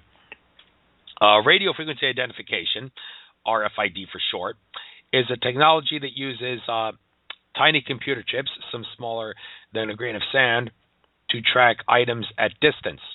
And like I said, the Gwen Towers are involved in the NSA. Duh, yeah. If the master planners have their way, every object from shoes to cars will carry one of these tiny computer chips that can be used to spy on you without your knowledge or consent. We've nicknamed these tiny devices spy chips because of their surveillance potential. If you've been staying in touch with the news about RFID, you may already know who we are and something of the public battles we have fought to try to keep this technology off our consumer products and out of our homes.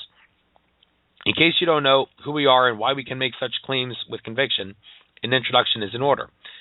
We are Katherine Albrecht, founder and director of Caspian, Consumers Against Supermarket Privacy Invasion and Numbering, and Liz McIntyre, the organization's communications director.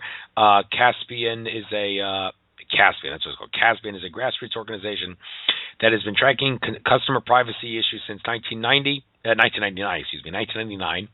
In the pages that follow, we'll give you a ringside seat to some of the battles we fought with companies like Benetton, Gillette, and retail giant Tesco. You'll see why Advertising Age says our presence has been felt from Berlin to Bentonville, corporate home of Walmart. And you'll also learn how we uncovered plans by companies to track consumers around stores, use RFID to span consumers with personalizing advertising, and even monitor what people do in their own homes.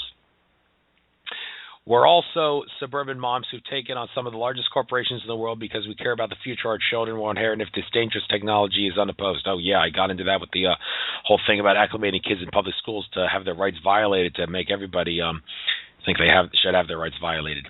We believe consumers should know what's in store so we can work together to protect our privacy and civil liberties before it's too late. We know that a Big Brother vision of the future sounds far-fetched. No, it's not. George Orwell was an insider. He knew what he was talking about. He knew that's what they were planning, so he wrote 1984 under the guise of fiction. As truth under the guise of fiction. Moving on with Catherine's work here. We didn't believe in ourselves until we saw with our own eyes and heard with our own ears companies detailing their mind-boggling plans. We assure you that the seemingly impossible future is on the drawing board, and we promise by the time you finish this book, you will be convinced too. For nearly 3 years, we have devoted ourselves to combining every article, reading every white paper, pursuing every insider tip, and scanning through thousands of patent documentaries to piece together a picture of this planned RFID future. Oh, well, if you're reading all the terms and conditions, which nobody reads, you should read the terms and conditions because you might end up like Kyle from South Park in that Human Centipede episode. No, that's I'm getting a little far out there just for the sake of humor, but nobody reads the terms and conditions. They play on that. They take advantage of that. It'll have a little fine print there that'll say, we're spying on you. There's nothing you can do about it, so get used to it. And we know you're not going to read the fine print, so we'll just put this in anyway. And then when some conspiracy theorist or investigative journalist brings it out to the public, people say, well, that's just a conspiracy theory. It says right here in the fine print that you're being watched. Well, I choose not to believe that. Well, you choose not to believe the sun came up this morning? Well, I don't care because I have nothing to hide. No. That's not the point. The point is not whether or not you have something to hide. It's to control your behavior, inflict tyranny upon you, predict the future moves you're going to make so they can cash in off your moves on the stock market and such, and ultimately so they can acclimate you into microchipping and having all your rights violated and getting you microchips so they can turn you into a cosmic war machine and maybe in some cases kill you. It ain't about your safety. It's about keeping people in line to support a tyrannical government. So you should care about chips and being spied on. Okay, so moving on here. And you should care if people expose stuff in terms and conditions, because if it's in the terms and conditions, it's a conspiracy in plain sight. Sorry for losing my train of thought there, but I want to move on. We've attended trade shows, sat in top-level meetings, and had long talks with the people implementing these plans. What we learned will shock you. Well, I'm just going to give a little word of advice here. If you're going to keep doing this, I do hope, Katherine, if you're listening to this, and anyone else who follows her, it is my sincere hope that you will stop, keep pushing the privacy thing. Yeah, privacy is more important than security because if you give up liberty for security, you'll suffer from tyranny. but you have to push the fact that the people that are doing this are evil. Because a lot of those people who say, I got nothing to hide, and all the other excuses they make, they do not seem to understand that the people that are doing this have evil intentions for humanity. If you don't want to talk about that because you feel that it will undermine your work, well, you're going to be trapped in the worst prison ever, the fear of what other people think. Because you think, well, if I talk about this, it's going to discredit me. We can't be like that in the truth movement, folks. You can't be scared to talk about the fact that the tyrants in government and the New World Order have evil intentions, and that's why they're imposing the microchips and the surveillance system. Because if you don't talk about how they're evil, then people are going to continue to use the excuse, I have nothing to hide, or the fact that you're against this might suggest you have something to hide and such, and we need this to save us from another 9/11, and it's for crying out loud, you should expose the fact that 9/11 was an inside job to justify taking civil liberties. I mean, you got to push that, folks, because if you don't, then people are going to be going along with this takeaway privacy, and the microchipping is going to get a lot faster, and the cosmic war machine that they're going to turn us into is going to be coming a lot faster. Well, I keep mentioning the cosmic war machine. Well, that's what apparently they want to do, because those reptile aliens, they're a galactic empire from Alpha Draconis, as are the Greys that work with them, who, by the way, the NSA, Alex Collier, ET contactee, talked about how the NSA, even though the Draco reptilians control the Greys to a great extent and have the Greys do the dirty work, it is the Orion Greys that are the ones who are controlling the NSA to doing all the dirty work in the NSA, and a lot of NSA technology was created through reverse engineered extraterrestrial ecology. Collier has explained, talked about how the NSA has bases on the moon, among other things. They're the real shadow government on planet Earth, on the surface of the Earth, and NASA is the real shadow government above the surface of the Earth, but they work in tandem with each other, apparently, to make bases on the moon and such, and well, the NSA, it's under the control of malevolent Greys from Orion, and we all remember NSA NSA head Keith Alexander. He was asked a question on 60 Minutes, and he had to look to the side to appeal to some higher authority to know if he could get an answer. Who was he asking to get permission from if he's already the head of the real shadow government? Who could be higher than Keith Alexander? My guess, malevolent Grey aliens from Orion, who in turn take orders from the reptilians. But, all right, I shouldn't get extraterrestrials involved too much in the show, but hey, if the NSA really is under the control of malevolent Grey aliens from Orion, I think that's of huge practical significance. Now, don't you? I should. I certainly do, and I think you should too. So, okay. Getting back to Katherine Albrecht's article here, in her book, if anything you read in the following pages strikes you as improbable, please refer to the endnotes at the back of this book. We've included plenty of references to original source materials that should satisfy even the most skeptical reader. In a future world laced with RFID spy chips, cards in your wallet could squeal on you as you enter malls, retail outlets, and grocery stores, announcing your presence and value to businesses. Reader devices hidden in the doors, walls, displays, and floors could frisk your RFID chips in your clothes and other items on your person to determine your age, sex, and preferences. Since spy chip information travels through clothing, they could even get a peek at the color and size of your underwear. Oh, one thing that I just want to digress for another moment here. Speaking of underwear, there was that Supreme Court ruling. David Icke did actually talk about this as like one long section in his book, that Supreme Court ruling where this guy got a traffic ticket, and after being taken to jail, he was strip searched. He and a lot of other people actually, who were strip searched by the police after being taken to jail, even for crimes that had no probable cause and no warrant to be strip searched. By the way, if the police want to strip search you after they arrest you, it is the law that they get a warrant to strip search you, and they need a warrant supported by probable cause that you have something under your clothing. However, because of the Supreme Court case, after people filed this lawsuit against the police, the Supreme Court, in a 5-4 decision, ruled everybody who is arrested, including for non-indictable offenses, can be strip searched. Why would they do that despite all the opposition? That all the people that were filing this lawsuit to say that strip searches, well, aside from making people feel humiliated and such, and they're not designed for safety, they're designed to humiliate you. Well, why would they do this? Well, I just answered that question. The Archon control system, the Illuminati, the New World Order, they want to humiliate you at every opportunity. Not just because they feed off of your fear and your negative emotions, but because it allows for control, for them to control you and make you feel bad. And that's why they decided, through ordering the Supreme Court, to a swish of a pen ruling for all practical purposes, to make this ruling that everybody can be strip searched when they're taken to jail. It's about humiliation at every opportunity. There was an interesting Supreme Court ruling. Well, it wasn't a Supreme Court ruling. It was in a state court of some sort, which said that a student cannot be strip searched in a school. However, since I've mentioned this, you can be sure that if the Supreme Court gets an opportunity to hear a case where students can be strip searched in school by the teachers at any time, they would definitely rule, and I'm sure it would be a 5-4 decision. That's 5-4 decisions. A lot of them are probably conspired to be 5-4 decisions in the Supreme Court. They will say students can be strip searched too because it's humiliation at every opportunity, more fear energy to feed off of, and all the rest of it.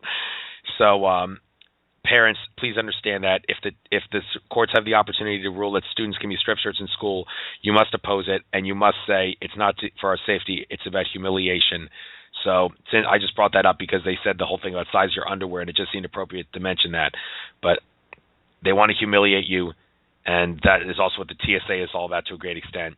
You got to understand it, folks. It's not about your safety. You got to push this. It's not about security. It's not about safety. It's about taking away rights, tyranny, humiliation, and all the rest of it. But moving on here, Katherine writes, we're not joking. A major worldwide clothing manufacturer named Benetton has already tried to embed RFID chips into women's undergarments, and they would have gotten away with it too had it not been for an international outcry when he exposed their plan. Details of the I'd Rather Go Naked campaign come later in the book, I'd Rather Go Naked. Well, since I mentioned that, TSA at airports, I always would take the pat down instead of the radiation body scanners. David Icke once said at the London Heathrow Airport, he once told someone, I'd rather strip down naked than walk through one of those body scanners that you got, which irradiate you. And he said that because he understands that it's designed to make you sick and make you ill and irradiate you for the sake of eugenics and such. And always take the pat down so you don't get the radiation. But it would be better, hypothetically speaking, to strip down naked and strip search than go through one of those body scanners. So, and some people would probably rather go naked, I guess. Well, some people would say, I'd let them strip search me at any time. Yeah. All right, next article, next thing, part of this book here, book chapter. While consumers might be able to avoid spy-chipped clothing brands for now, they could be forced to wear RFID-enabled work clothes to earn a living. Already, uniform companies like Ameripride and Cintas are embedding RFID tracking tags into their clothes that can withstand high-temperature commercial washings. Don't have to wear a chipped uniform to work. Your RFID-enabled employee badge can do the spying instead. One day, these devices could tell management who you're chatting with at the water cooler and how long you spent in the restroom, even whether or not you've washed your hands. There's already a product called iHygiene that can monitor your hand-washing habits of RFID tagged employees during bathroom visits. Well, if you're working for a private company and if microchipping is part of the company's procedure, then there aren't many cases where you may have a case if the boss wants to microchip you to work there. There are some rights that even if you're in a contract, some rights cannot be violated under any circumstance, even if you're in a contract. But warrantless searches are not a right that can be not be violated necessarily if you're in some sort of a private contract. If you sign the private contract, they do have the right to take away right to warrantless search. But the government does not. But a private contract is an exception to that, or any other private contract and such. Also, self-incrimination and such. If your boss tells you got to tell me what you saw, if you don't, I can fire you. Well, that's another one of those rights that is not one that cannot be taken away, no matter what the circumstance. But when it comes to the government taking away rights, nope, they don't have authority to do that. So where was I going on here? Our next generation of workers could be conditioned to obediently accept the degrading surveillance through forced early exposure. Some schools are already requiring students to wear spy chip identification badges around their necks to keep closer tabs on their daily activities. If Johnny is 1 minute late for math class, the system knows it's always watching. Yeah, and I believe the TSA episode of Conspiracy Theory with Jesse Ventura It never aired for whatever the reason. I guess because someone was threatened not to air it. That's my hypothesis. So after what they did with the police state episode on the FEMA camps to threaten people, I'm sure the DHS, which owns the TSA, would not want that TSA episode out, so they decided to threaten people not to air it. But they talked about one of the things in that episode that they wanted to talk about was how they were going to put bracelets on passengers to make sure they don't step out of line at airports. This is somewhat related to that in regards to what they're doing to students. Just hang on a minute, folks. I'm going to put myself on mute. I said I was going to call into Helene Lips.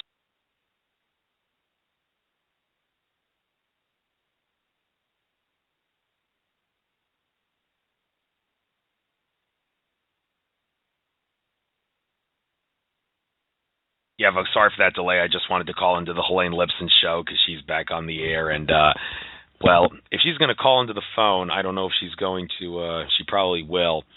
So she won't be able to talk to me because I'm going to be having my headphones on now doing the show here. So, Helene, if you're there, I can't hear you. I got the phone by my side. If you let me on your show, I guess I might call in. So, getting back to the show here. Yes. Retailers are thrilled at the idea of being able to price products according to your purchase history and value to the store. RFID will allow them to assess your worth as you pick up products and flash you a corresponding customer-specific price. Prime customers might pay $3 for a staple like peanut butter, while bargain shoppers or the economically challenged could be charged twice as much. The goal is to encourage the loyalty of shoppers who contribute to the profit margins while discouraging those who don't. After all, stores justify why have unprofitable customers cluttering the store and breathing the air. Yes, make the customers who contribute to the project contribute to the profit margins. It's all about the money. They don't care about what you buy. They just want your money. Well, they do care what you buy. It's just that if you're buying a lot, that's what they want. So they're going to brainwash you some way. RFID chips. Next article here, RFID chips embedded in passports I was talking about earlier, and ATM cards too, will identify and profile customers as they enter bank lobbies, beaming tank balances to employees who will snicker at a customer with a mere $37 in the bank while offering white glove treatment to the high rollers. Yes, they want you to deposit money in the banks so the banks can print money out of thin air and impoverish us even more to crash the economy. We obviously don't want that now, do we? So next article here. I keep saying next article. Force the habit. Sorry about that. Next part of the book chapter. RFID could also be used to infringe upon civil liberties. That's a no-brainer. The technology could give government officials the ability to electronically frisk citizens without their knowledge and set up invisible checkpoints on roads and in pedestrian zones to monitor their movements. While all RFID proponents claim they would never use RFID to track people, we will prove they are not only considering it, they've done it. The United States government has already controlled people with RFID-less bracelets and not just criminals, and now they're planning to embed spy chips in U.S. passports to so citizens can be tracked as they move about airport terminals and cross international borders. Yeah, and they also want those TSA bracelets, too. I got to see if I can get maybe one of those people from Conspiracy Theory with Jesse Ventura on my show. One of the people on Jesse Ventura's team, and see if we can talk about what was supposed to be in the TSA episode. I think I'll try to do that sometime. Hopefully they'll be willing to come on and discuss that, among other things. It says here, hitting the open road will no longer be the get away from it all experience many of us crave. You may already be under surveillance, courtesy of your RFID enabled highway toll transponder. Some highways, like those in the Houston area, has set up readers that probe the tag's information every few miles. But that's child's play compared to what they've planned. The Federal Highway Administration is joining with states and vehicle manufacturers to promote intelligent vehicles that can be monitored and tracked through built-in RFID devices, Minority Report style. Well, if you get a car that was built in like the 50s or the 60s, you probably won't have to worry about some of this. Those cars are running low, so I guess I would recommend you guys get one of those. You folks get a car that was built in early times, so you don't have to worry about this mechanical stuff. I suppose if you can find out where the RFID chip is stored in the car, you can remove it.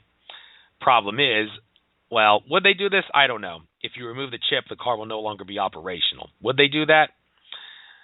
I don't know. I mean, some like video games and DVD players, Alex Jones has mentioned, you can't take out the microchip in it or the camera or the listening device without shutting down the whole device, and that's true with phones too. So, well, Well, that's the way it is, I guess, in this Big Brother world. But like I said, the problem that this whole thing about cars, just get a car that was built in the early in the 50s or the mid part of the century, around that time. Moving on with the article here, RFID spy chips in your shoes and car tires, excuse me, will make it possible for strangers to track you as you walk and drive through public and private spaces, betraying your habits and the deepest secrets even your mother has no right knowing.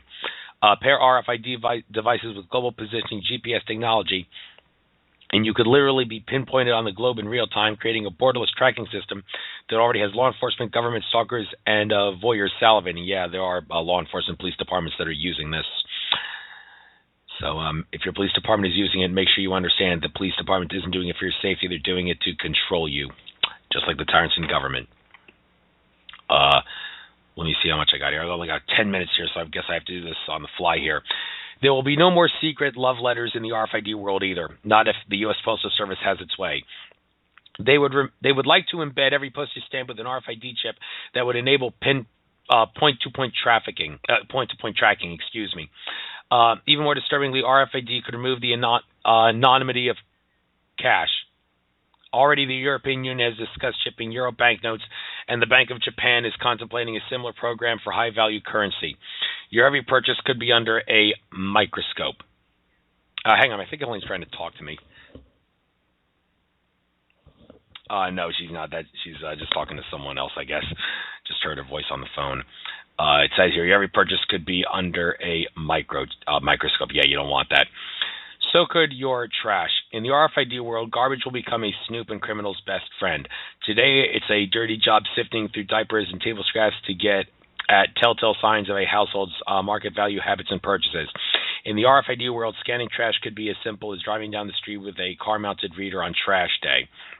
Yeah, why would they want to watch what you throw away? Oh, if they can see what's in your trash, they can deduce a lot of things from you. And they say there's no reasonable expectation of privacy in your garbage. Well, maybe you might want to care about the privacy in your garbage because they're going to put RFID chips in your garbage cans somehow. Our next thing in the book here, how about the smart house? Researchers have developed prototype homes of the future to showcase RFID-enabled household gadgets like refrigerators that know what's in them and can tattletale to marketers, medicine cabinets that talk to your doctor, government and IMHO, and floors that keep track of where you are at each moment. The potential is staggering. Your insurance company could remotely monitor your food consumption and set rates accordingly. Health officials could track the prescription drugs you're taking, and attorneys could subpoena your home activity records for use against you in court. Yeah, the insurance companies, the health officials, the port for Big Pharma, and many of the attorneys, the prosecution attorneys, many of them are in on the New World Order conspiracy. Home RFID networks will allow family members to remotely track you during your golden years of time of incompetence, real or otherwise. Doors can remain bolted to keep you from wandering. Toilets can monitor your bowel habits and transmit data to distant physicians, and databases can sense your state of mind. It's all under development and headed your way. But shipping inanimate objects is just a start. The endpoint is a form of RFID that can be injected into flesh. Pets and livestock are already being shipped, and there are those who believe humans should be next. Incredibly, bars have begun implementing their patrons with glass encapsulated RFID tags that can be used to pay for drinks. This application startles many Christians who have likened payment applications of RFID to biblical predictions about the mark of the beast, a number the book of Revelation says will be needed to buy or sell in the end times. Well, if the end times are on a negative timeline, I don't think we're going to get there. But while we're on this positive timeline, let's speed up the process and get microchips out of bars or wherever they're being put as best as possible. While some of these applications are slated for the future, it says here, others are already here right now, and they're spreading. Walmart has mandated that its top 100 suppliers affix RFID tags to crates and pallets being shipped to selected warehouses. Analysts estimate this one initiative alone has already driven close to $250 million worth of investment in the technology. Other retailers such as Albertsons, Target, and Best Buy have followed suit with mandates of their own. According to one industry analyst, there are now 60,000 companies operating under RFID mandates and scrambling to get with the spy chip program as quickly as possible. Well, this is one of those, these 60,000 companies. Let's tell them what the microchip is all about. Tyranny, not security. And they should not go along to get along, because if they do, then they're going to get microchipped after they microchip all the people that work for them, and then they're going to be part of that cosmic war machine. All right, moving on. Adding fuel to the file, the Department of Defense is also requiring suppliers to use RFID. In fact, government cheerleaders can't fall over themselves fast enough to support the technology. The Department of Homeland Security is testing the use of RFID in visas, and the Social Security Administration is using spy chips to track citizens' files. Not to be outdone, the Food and Drug Administration wants RFID on all prescription drugs, and the makers of OxyContin and Viagra have already begun to comply. RFID on all prescription drugs. How sick. And vaccines, too. You can put little chips in vaccines. The FDA has also approved the use of subcutaneous RFID implants for managing patient medical records, the same implants being used to track bar patrons. You may have already brought a spy chip home with you. If you own a toll transponder or a mobile speed pass, you're interacting with RFID every time you use it. And if you bought Procter & Gamble's Lipfinity lipstick at Walmart in Broken Arrow, Oklahoma, between March and June of 2003, you could have bought home an RFID chip in the product packaging and unknowingly starred in a video, too. Oh, okay. I don't have time to research that, but it's interesting to point out. Procter & Gamble is not the only company that's tested spy chips on unwitting consumers. Gillette has also caught tagging packages of Mach 3 razor blades with some of the 500 million, that's half a billion, RFID chips it put on order in early 2013. There's also evidence to suggest that every other product like Pantene shampoo, Purina dog chow, and Huggies baby wipes may have been tagged with RFID chips and sold to unsuspecting customers. Yeah, the dogs and the babies, the animals and the children. Microchip them, acclimate the adults into wanting microchips, like I said earlier. Why would anyone want to keep such close track on everyday objects? The answer is simple.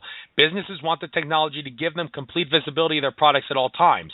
Having this real-time knowledge will allow them to keep products on store shelves and know precisely what's in their warehouses. They also believe it could help them fight theft and counterfeiting. Theoretically, it could even eliminate the check stand, since doorways could scan your purchases automatically when you leave the store and charge them and charge to an RFID account. Yeah, it seems convenient, but it's convenient. It's tyranny under the guise of convenience. Don't accept it. Sometimes you need to have a little inconvenience in life to avoid tyranny. That's the way things work in this matrix, folks. Get used to it and accept it and deal with it. While some of these goals may sound appealing, the problem is what happens when spy chip products leave the store with us and find their way into other areas of our lives. We've read every pro-RFID argument the industry can make, and we'll be the first to admit this technology could make things more convenient. Like I just said, RFID-enabled refrigerators could keep track of containers of food, warn about expired milk, and generate weekly shopping lists. High-tech washing machines really could automatically choose appropriate water temperatures based on instructions encoded in RFID-enabled clothing labels. RFID really could help families recover lost parts and stolen possessions too. But when we look at that future, we don't see a 21st century Mayberry minus a few entry-level cashiering jobs. The seamy details we've discovered make the spy chip future look more like the ending scene of a gut-wrenching Outer Limits episode. The RFID vision that technology companies are selling is too good to be true, and it is. Buckle up, readers. We're going to take you on a high-speed, high-tech tour of the past, present, and future. Well, that's the ending of the chapter here. And for that matter, that's the ending of this show. And I'll say it once, I'll say it again. The purpose of the microchips, cosmic war machine. We don't want that now, do we? So, well, folks, I hope you enjoyed this show about the Trivium microchips, this tribute to Jan Irvin and Katherine Albrecht special. Next week, I am supposed to have Bob Tuskin, another presenter at the 2013 Free Your Mind Conference, on the show. I don't remember his show all too well, what he discussed in that episode, but I'm sure it will be quite entertaining. So Bob Tuskin next week. Take care. Namaste, everybody. Enjoy the rest of your trek throughout consciousness.